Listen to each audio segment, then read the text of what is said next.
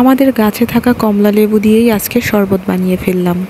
বাইরের কেনা কমলা লেবুর থেকে কোনো অংশেই এই কমলা লেবু কম নয়।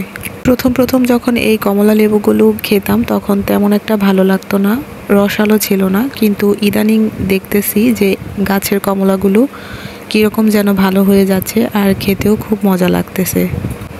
তো ভাবলাম যে গাছের এই কমলাগুলো পেড়ে একটু শরবত বানিয়ে খাই। তো যেই ভাবা সেই কাজ, গাছের কমলা লেবুগুলো পাড়তে শুরু করে দিলাম।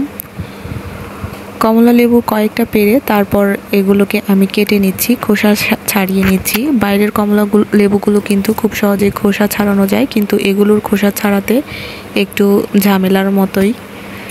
সহজেই এই কমলা লেবুর খোসাগুলোকে ছাড়ানো যায় না। ছুরির সাহায্যে আমি এই কমলা লেবুর খোসাগুলোকে ছাড়িয়ে নিলাম।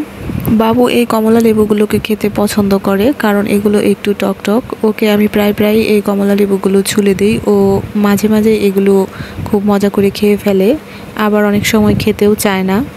বাইরের ফলমূল ওকে আমি একটু কমই খেতে দেই, কিন্তু কলা, কমলা লেবু আর আঙ্গুরটা একটু যদিও বেশি পরিমাণে দেই, কিন্তু অন্যান্য ফলমূল ওকে তেমন একটা আমি খেতে দেই না।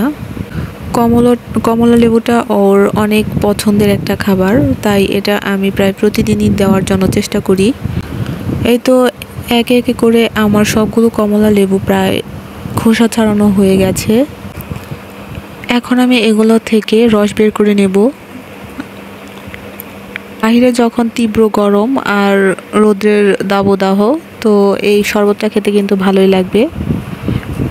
তো আমি এই তো লেবুর রসগুলোকে বের করে নিচ্ছি এভাবে।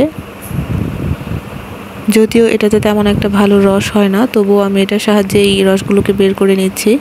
তো বাবু আমার পাশেই বসেছিল, তো ও খেতে চাইছে। যেহেতু এটাতে আমি চিনি অ্যাড করেছি, ওর জন্য আমি আলাদা করে বানিয়ে দিব। তো এটা আমাদের জন্যই, তাই আমি একটু চিনি ব্যবহার করেছি বেশি করেই। এই তো আমার শরবত বানানো প্রায় শেষের দিকে। কমলার জুস বানানোর সময় কিন্তু তেমন একটা আর কোনো ফ্লেভারের দরকার হয় না, শুধুমাত্র চিনি আর কমলা লেবুগুলো হলেই হয়ে যায়। আর এই তো আমি স্ট্রেনারের সাহায্যে এটাকে ছেঁকে নিচ্ছি। এই তো আমার শরবত বানানো শেষ হয়ে গেছে। আপনারাও চাইলে কিন্তু এরকম যদি গাছে কমলা লেবু থাকে এভাবে শরবত বানিয়ে খেতে পারেন। তো এই শরবতটা খেতে কিন্তু খুবই মজা লাগে। কেমন লাগলো আমার ভিডিওটি অবশ্যই কমেন্ট করে জানাবেন। ধন্যবাদ সবাইকে। আবার কোনো একটা ভিডিওতে দেখা হবে, সেই পর্যন্ত আপনারা সবাই সুস্থ থাকবেন। আসসালামু আলাইকুম।